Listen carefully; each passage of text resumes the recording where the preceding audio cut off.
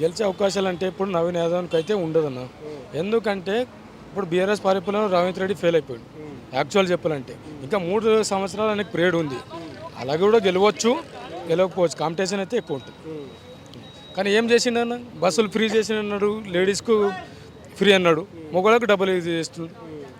మరి ఎక్కడ గెలుస్తాడు చెప్పు? నేను ఇప్పుడు కాంగ్రెస్ పాలన పైన మీ ఒపీనియన్ ఏంటిది? నా ఒపీనియన్ ఏం లేదన్న. కాంగ్రెస్ పాలన మొత్తం ఇది ఉంది, పద్ధతి బాగలేదు.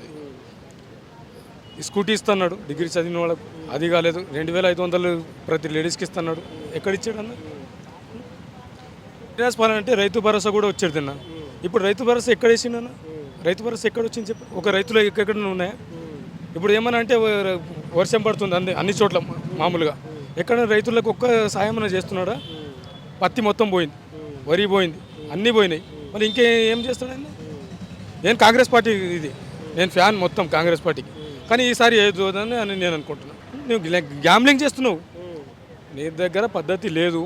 ఏదంటే మాటలు ఇస్తావు, తప్పిపోతావు. ఏది కూడా సరిగ్గా లేదు. అది 2 లక్షల రుణమాఫీ అన్నాడు, ఎక్కడైందన్న? ఎవరికైంది? మా ఊర్లో అడిగితే లేదా? ఒక 20% కూడా కాలేదు. మరి ఎక్కడైతుంది చెప్పండి మీరే.